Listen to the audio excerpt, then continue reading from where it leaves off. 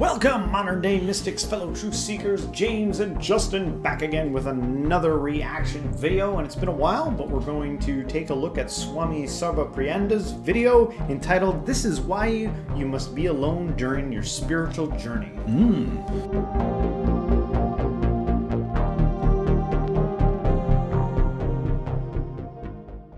How has spirituality helped you to overcome sorrow? And the Bhagavan Buddha's answer is very precise, as always, and it's something that spiritual seekers in whatever tradition we need to take note of. What can spirituality do? He says, sorrow is the nature of a person hit by two arrows. One arrow, second arrow. First arrow is what the world throws at you. Troubles, physical troubles, mental troubles, financial troubles, dukkha, suffering. The second arrow is how we react to it, how we react to the first arrow. Old age, disease, death, financial troubles, anxieties, unpleasantness, pain, physical and mental, emotional, it will come in life. World will throw it at you. But how we react to it, that actually accounts for most of our suffering. Any doctor knows this. Doctors will tell you that serious disease, probably terminal, and the patient faces it with dignity and calmness and serenity. Small problem, patient is broken down and hysterical and creating a huge chaos, which means it's not really the problem outside which is causing our suffering. It's our reaction to the problem which is causing suffering.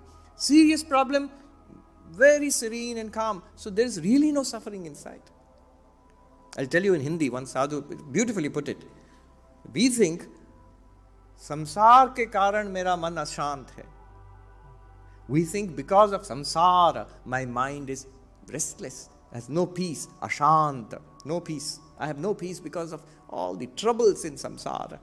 He says, wrong. Ashant man ke karan samsar hai. Because our mind is restless, we have samsara. And the proof of it is same samsara. Two different people react to it in two very different ways. Why? Different people, different minds. Same samsara. Dukkeshu anudvignamana. The Buddha said, what? I was just thinking, why would someone be reluctant to acknowledge that it's their inability to deal with the situations properly or handle them be the reason for their suffering? Why? Well, first of all, I think that it's God's will, whatever God is, that some suffering occur.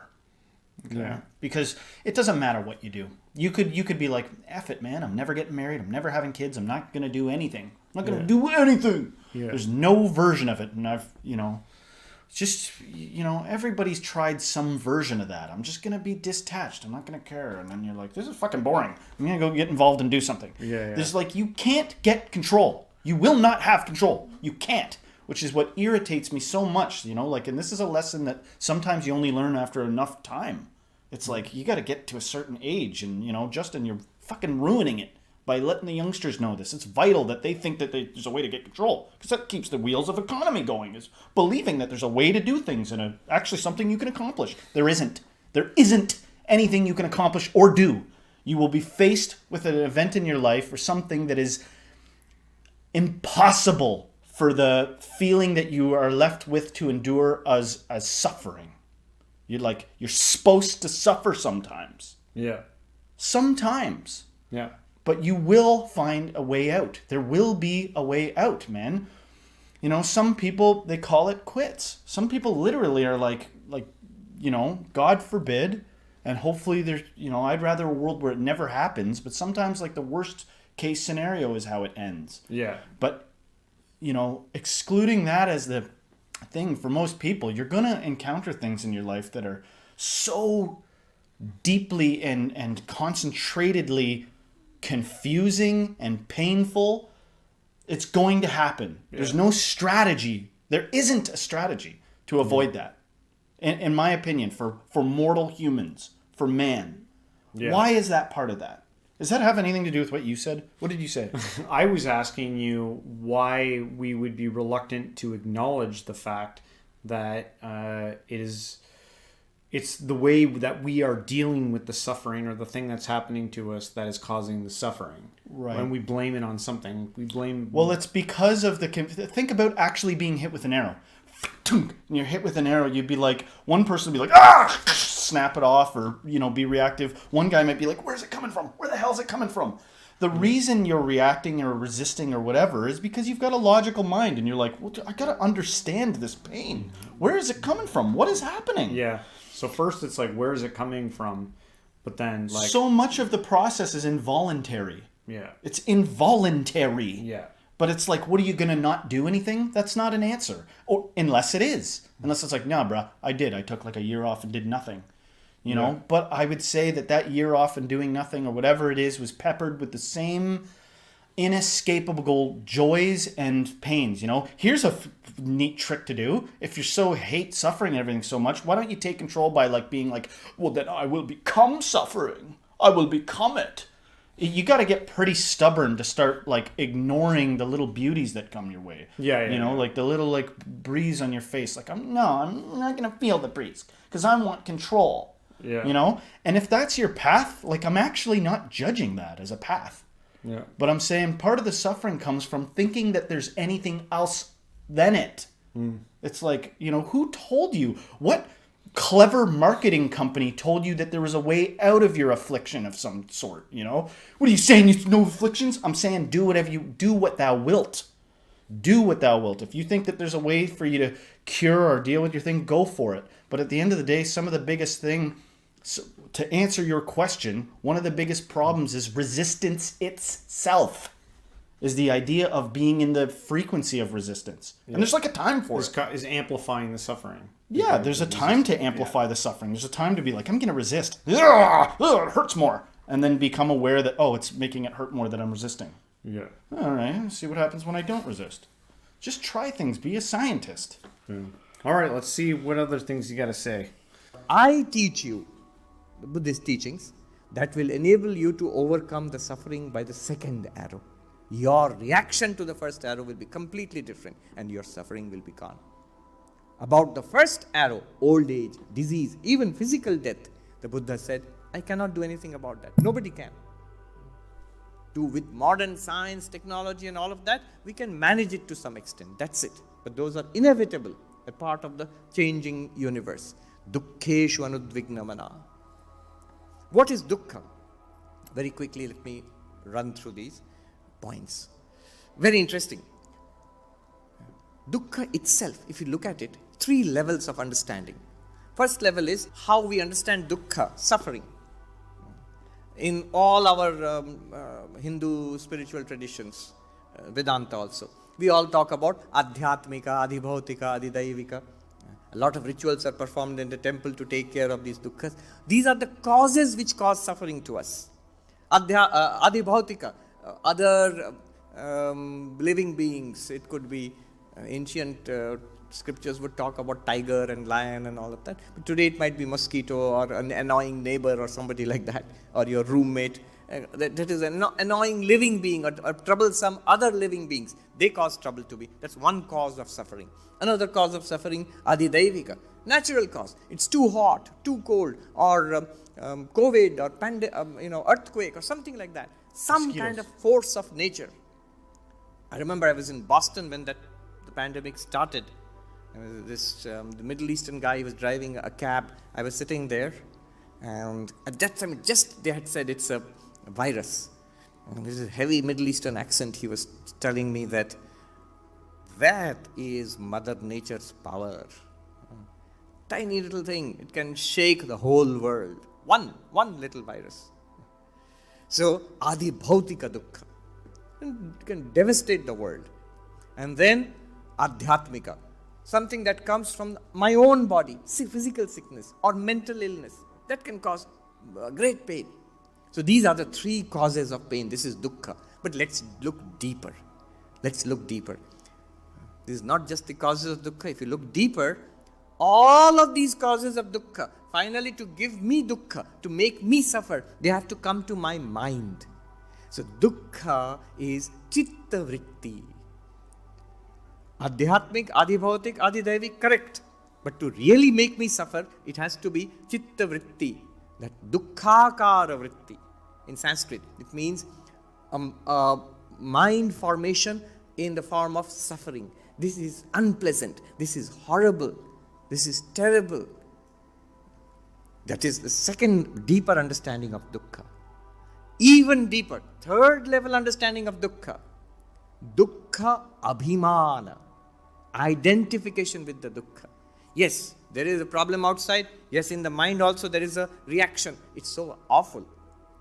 But then, I am in suffering. Aham dukkhi. That's the third level of understanding. Dukkha abhimana means, here is this reaction in the mind, and then I go forward and own it. I am in suffering. This is awful, and I am in awful suffering. So three. Or take it another step further and say, I am suffering.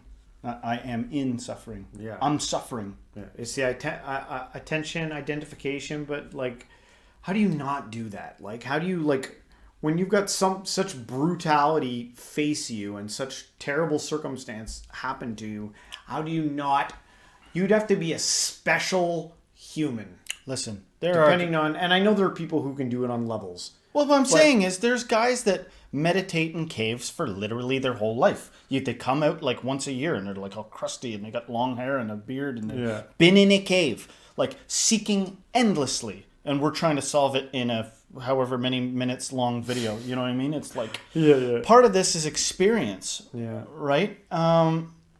Sorry, I'll let you say something. No, and no, you're bringing up a good point, but sometimes I feel like even that is like a little bit of a cheat. Because if you go hide away from the world and you don't have the ability to receive any like terrible things happen to you besides, neck cramps and rotten food or whatever the heck's going on inside a monastery, you're kind of hiding away from it. But you can only read so many like Zen koans and stuff like that where the reveal at the end is like, turns out it was never not away from you and you just had it the whole time and you're like, you're laughing, you're crazy, you're crying, That's why I'm pro some things are unavoidable. Just freaking unavoidable. Well, he did say... Even my enemy that wants me to like, just shut up. Just don't say pain is unavoidable, Justin. You have a right to exist too. Whoever wants to silence me has a right to silence me. My pain that arrives inside me that I want to like bask in and make an identity has a right to manifest. And then like the wiser version that's like disgusted by my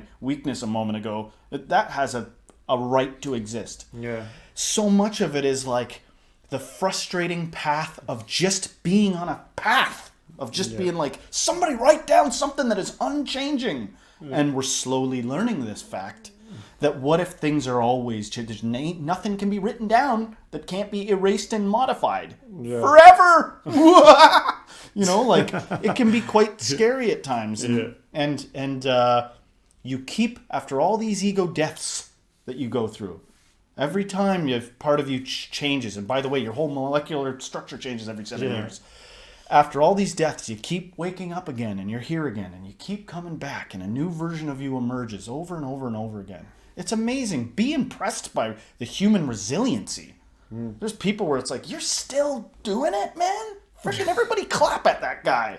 He's had everything thrown at him. And clap for yourself, all of us. Everybody watching this thing has been through some stuff that they deserve an ovation for having endured.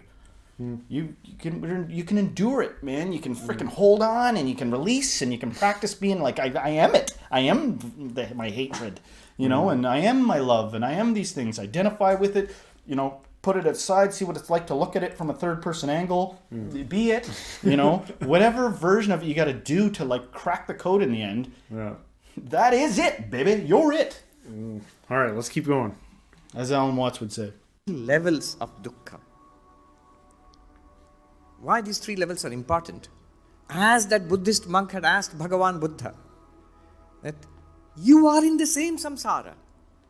Your body is also getting old. Your body is also getting disease. And soon one day your body will pass away. Old age, disease and death are there for you. Yet in the middle of this, you are free from dukkha. How? So it's not that old age by itself is dukkha. Disease by itself is dukkha. No. Death by itself is dukkha. No. There's a very beautiful story about Sri Ramakrishna who passed away from throat cancer. One doctor told me it's one of the nastiest forms of cancer. Because when you're suffering, when somebody is suffering from it, you can't swallow and the saliva keeps coming out of the mouth. You have to keep wiping. One can't eat. So many problems and painful all the time. So he was wasting away from throat cancer. One of his disciples, young man, Hari, he came and asked, "Sir, how are you today?" And Sri Ramakrishna replied weakly, "I am in pain, it hurts, and I can't eat." And that young man, for some reason, he said, "But sir, I see you are in great bliss. You are in great joy." Now, a typical cancer patient would be upset with that kind of a remark. "I'm suffering and you are saying I'm in great joy." Sri Ramakrishna was, on the contrary, delighted, and he said, "That rascal has found me out." That you have understood the truth. In Bengali, he said, "Oh, shala dhore niyeche." The rascal. You know, so many times I feel like we're playing a part. And one of the benefits of being a Shrari Ramrashka, or whatever he said, is that you're so exposed to, you know, odd ways of things happening that you like got a tolerance for it. You know, so many things are cultural. Like there's like a cultural time to be like, you know, dude, it's inappropriate that you're not playing up this injury you got. Like, you know, think about like soccer. You know what I mean? It's like part of the game that you make a big dramatic scene when you hurt your leg. And with the investigation into Eastern mysticism and Zen and all this stuff, you become acquainted with like a different way of doing it. You know, my throat hurts and I don't feel good, but I see that you're in bliss. And that reminds me that I am in bliss, or whatever he said. You know what I mean? It's like not everybody's exposed to that way of doing things. So you know, replace whoever he said with a Catholic priest in a bed with the same affliction. What would he say? Like, "But the Lord sustains me." He would have a clever answer. Yeah, another good point. Has found me out. How is it possible? Is he actually not suffering? Yes. Adhyatmika suffering is there. Physical suffering is there. Dukkhakara vritti is not there. That this is pain. Yes, mind also recognizes. That's why he was able to say, "I can't eat. It hurts." The mind is saying that. But dukkha abhimana is not there. I am the witness in which this dukkha arises. There's something called vastu drishti. Change your understanding of that dukkha. Change your understanding of that dukkha. 3 levels again, I will tell you. These are the skills which we can apply straight away. These are advanced practices, but these are the skills. 3 levels of understanding of dukkha. Yes. Highest, little lower, and 1 step lower. 3 levels. Dukkha. What is dukkha? The pain which you feel, the anxiety which I feel, the unhappiness, the sorrow which I feel. Bring your Advaitic understanding to bear upon it. What is that Advaitic understanding? I am Chidananda Rupa Shivoham. One consciousness appearing in all this way. One screen appearing as a tragedy, comedy, horror movie, science fiction movie. One screen. So, I am Brahman. And I appear. This dukkha is nothing other than Brahman. What is dukkha? Brahman itself. Satchidananda itself. That is dukkha. Yes, one might say that's too high. Alright, 1 step lower. It is Brahma Vivarta. It is an appearance of Brahman.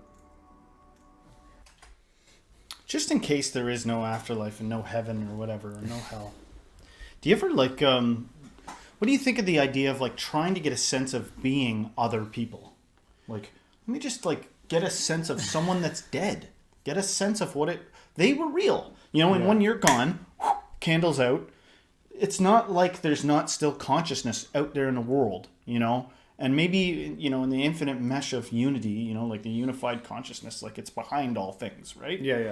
But our egos want to grasp it. It's like, I want to know what it's like to not be there. Yeah, he was talking about the silent observer or whatever. Yeah, he's into the silent observer, you know? Yeah, which is, like, of course, that's like the goal is like everyone would just love to be able to have that experience of like, you know, being the one and being like, oh, okay, it's okay. I'm not just this, I'm everything. But what's going to be experiencing things after him lights out? What is it going to be experiencing? Am I going to be all of a sudden like seeing through everybody else's eyes? It's too impossible to grasp. Yeah. You know, as far as we know, you Yeah. know, we're yet to get that. We'll let Yeah. you know when we achieve that. But I'm saying, like, you ever try? You Yeah. ever just like try? Oh, to, like, yeah. What would it be like for me to be this other person? Like, Well- and get a sense of it. Well, I'm sure you try it in your meditative practices, trying to like get there And you get know? out of not, there. Not there yet. I'm definitely not there yet, but But it's all imagination. It's all imagination. It's like, Yeah. just take everything just take the imagination out of it. I'm like, there is literally nothing there left. There's nothing there. There's silence and nothing and nothing. It's anti-matter. It's anti-anything. Yeah. It's like, and that's it. Like, that's not a thing. That is not a thing. You can't say, I'm going to fight you if you tell me that that's a thing. it's frustrating. That's the frustration of that sort of stuff. Yeah. All right. Let's let him wrap it up. It's not the screen, it's a name and a sound and an image and a light playing on the screen. It is a name and form appearing on you, the pure consciousness. Just as the screen is not touched by the movie, a great explosion doesn't burn up the screen. A great deluge doesn't make the screen wet. The tragedy, which you keep, the whole audience goes into tears. The tragedy is played on the movie again and on the screen again and again. Morning show, afternoon show, evening show, night show. Screen is fine. Not traumatized by the movie. Why? Because it is a movie. It is name and form. It's an appearance. Reality and appearance can coexist. Whatever the appearance, reality is not touched by it. Shankaracharya says powerfully, all the water in a mirage cannot wet one grain of sand in the desert. Entire mirage full of water, it cannot wet one grain of sand in the desert. Now I'm irritated. Don't You're tell me. irritated. Why are you irritated? Don't tell me that the movie screen is not wet because I know the movie screen's not wet, and don't tell me it's not on fire because it's just a screen at the end of the day. Because I believe the latter. I believe that you can only do so much of this stuff before you reach some sort of frustrated state, and I think a master recognizes that, and it's like, you've reached unquenchable frustration. And there's like this returning to this is like coming full circle element to things. And, being like, wait a minute, F that saying. I've lived on that saying, suckling from the teat of that saying for years. Then it turns out it's not even true. I'm supposed to jump in with both feet. I should have been a capitalist. I should have gotten, lived it up and not lived a life of denial. All of that is part of it. I mean, like, come on. All of that is part of it. Is like going through every single phase. And for the person that does the opposite of what I'm saying, I think that like obviously they're ordained by God to be that. Yeah. Otherwise, God wouldn't have had it like manifest. Yeah. I was a little stumped by why the title of the video was all about like why you have to be alone on the spiritual journey. But I guess after maybe thinking about it is that if I had to guess, it would be that no one can do that in that internal searching other than you. No one's going to be able to do it for you. Yeah. And the stuff that we're talking about now, it's kind of like to each individual's journey that they have to take. A lot of these videos, man, I would suggest going back and watching the video unencumbered by our commentaries. I mean, like, take it easy. Yeah. But I'm saying, there's a lot of this stuff that's just wise on its own and doesn't really need much, But hey, if you do like our also listen to what we say, though. If you do like our videos and our reactions on this stuff, please don't forget to hit the like, subscribe, share this with a friend, and everyone, until next time, Stay spiritual.